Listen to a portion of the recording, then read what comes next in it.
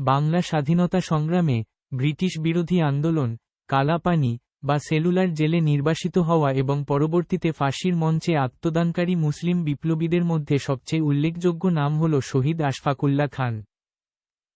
তিনি কাকরি ষড়যন্ত্র মামলায় জড়িত থাকার অভিযোগে অভিযুক্ত হন। 1927 সালের 19 ডিসেম্বর ফৈজাবাদ জেলে তাকে ফাঁসি দেওয়া হয়। কালাপানি বা আন্দামানের সেলুলার জেলে সাজাপ্রাপ্ত কয়েকজন বিশিষ্ট মুসলিম বিপ্লবীর বিবরণ নিচে দেওয়া হল। 1. মৌলভী লিয়াকত আলী 1857 সালের মহাবিদ্রোহে এলাহাবাদে ব্রিটিশ বিরোধী আন্দোলনের নেতৃত্ব দেন। পরবর্তীতে তাকে গ্রেপ্তার করে কালাপানি দ্বীপে যাবজ্জীবন কারাদণ্ডে দণ্ডিত করা হয়। 2. মৌলভী ফজলুল হক খায়রাবাদী 1857 সালের বিদ্রোহে দিল্লির পক্ষে ফতোয়া জারি করার কারণে ব্রিটিশ সরকার তাকে আন্দামানের সেলুলার জেলে নির্বাসিত করে। এবং 3. শের আলী আফ্রিদি 1872 সালে আন্দামানে নির্বাসিত থাকাকালীন ব্রিটিশ ভাইসরয় লর্ড মায়োকে হত্যা করেন। পরবর্তীতে তাকে সেখানেই ফাঁসি দেওয়া হয়।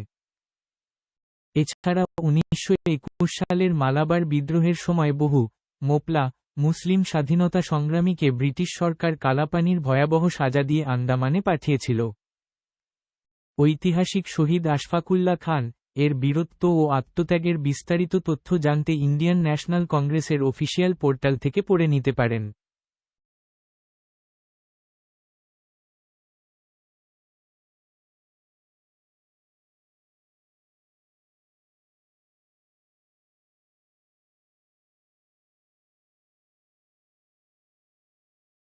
ভারতের স্বাধীনতা সংগ্রামে অনেক মুসলিম বিপ্লবী কালাপানি বা আন্দামানের সেলুলার জেলে বন্দী ছিলেন। তবে তাদের মধ্যে সরাসরি কালাপানি সাজা এবং পরবর্তীতে ফাঁসির মুখোমুখি হওয়ার মতো ঘটনা মূলত 1857 সালের মহাবিদ্রোহের সময় ঘটেছিল। উল্লেখযোগ্য কয়েকজন মুসলিম বিপ্লবীর নাম নিচে দেওয়া হল। 1. মৌলভী লিয়াকত আলী মৌলভী লিয়াকত আলী 1857 সালের মহাবিদ্রোহে তিনি এলাহাবাদে ব্রিটিশদের বিরুদ্ধে নেতৃত্ব দিয়েছিলেন। বিদ্রোহ দমিত হলে তাকে যাবজ্জীবন কারাদণ্ড কালাপানি দিয়ে আন্দামানের সেলুলার জেলে পাঠানো হয়। 2. শের আলী আফ্রিদি তিনি ব্রিটিশ ভাইসরয় লর্ড মেয়োকে হত্যা করার অপরাধে আন্দামানের সেলুলার জেলে যাবজ্জীবন কারাদণ্ড ভোগ করেন। সেখানেই তাকে 1873 সালে মৃত্যুদণ্ড ফাঁসি দেওয়া হয়। এবং 3. মৌলভী মৌলভী সৈয়দ আলাউদ্দিন 1857 সালে হায়দ্রাবাদে ব্রিটিশ রেসিডেন্সিতে হামলার নেতৃত্ব দেওয়ার কারণে তাকে কালাপানি সাজা দেওয়া হয় এবং আন্দামানের সেলুলার জেলে নির্বাসিত করা হয়। এছাড়াও ওয়াহাবি আন্দোলনের বেশ কয়েকজন মুসলিম বিপ্লবী যেমন মৌলভী আহমদুল্লাহ এবং ইয়াহিয়া আলীকেও কালাপানির সাজা দেওয়া হয়েছিল।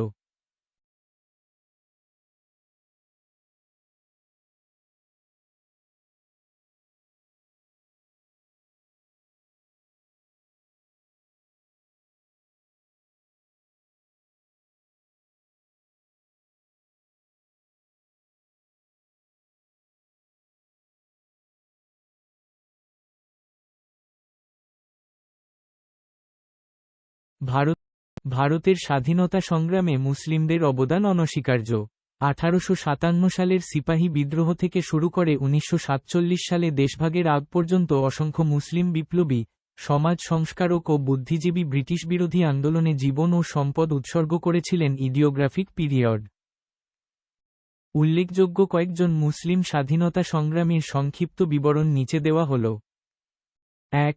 মৌলানা আবুল কালাম আজাদ তিনি ছিলেন ভারতীয় জাতীয় কংগ্রেসের সর্বকনিষ্ঠ সভাপতি এবং একজন প্রখ্যাত ইসলামিক পণ্ডিত। ভারতের স্বাধীনতা আন্দোলনে খিলাফত আন্দোলন নেতৃত্ব দেওয়ার পাশাপাশি তিনি আজীবন অখণ্ড ভারতের পক্ষে সোচ্চার ছিলেন এবং পরে স্বাধীন ভারতের প্রথম শিক্ষামন্ত্রীর হন। ইডিওগ্রাফিক পিরিয়ড। 2. খান আব্দুল গাফফার খান সীমান্ত গান্ধী নামে পরিচিত এই নেতা অহিংস আন্দোলনে বিশ্বাসী ছিলেন। ব্রিটিশদের বিরুদ্ধে লড়াই করতে তিনি খুদাই খিদমতগার আল্লাহর সেবক নামক একটি সংগঠন তৈরি করেছিলেন। ইডিওগ্রাফিক পিরিয়ড। 3. আশফাকুল্লাহ খান কাকরি ট্রেন ডাকাতির অন্যতম মূল হোতা ও বিপ্লবী। তিনি ভারতের স্বাধীনতা সংগ্রামের জন্য মাত্র 27 বছর বয়সে ফাঁসি বরণ করেন। Idiographic period. 4. টিপু মির ব্রিটিশ ইস্ট ইন্ডিয়া কোম্পানির শোষণ ও অন্যায়ের বিরুদ্ধে বাংলায় বাঁশের কেল্লা তৈরি করে সশস্ত্র প্রতিরোধ গড়ে তুলেছিলেন ইডিওগ্রাফিক পিরিয়ড। এবং 5. মৌলানা হাসরাত মোহানি, একজন প্রখ্যাত কবি ও স্বাধীনতা সংগ্রামী, যিনি সর্বপ্রথম 1921 সালে ইংরেজদের বিরুদ্ধে পূর্ণ স্বরাজ বা পূর্ণ স্বাধীনতার দাবি তুলেছিলেন ইডিওগ্রাফিক পিরিয়ড।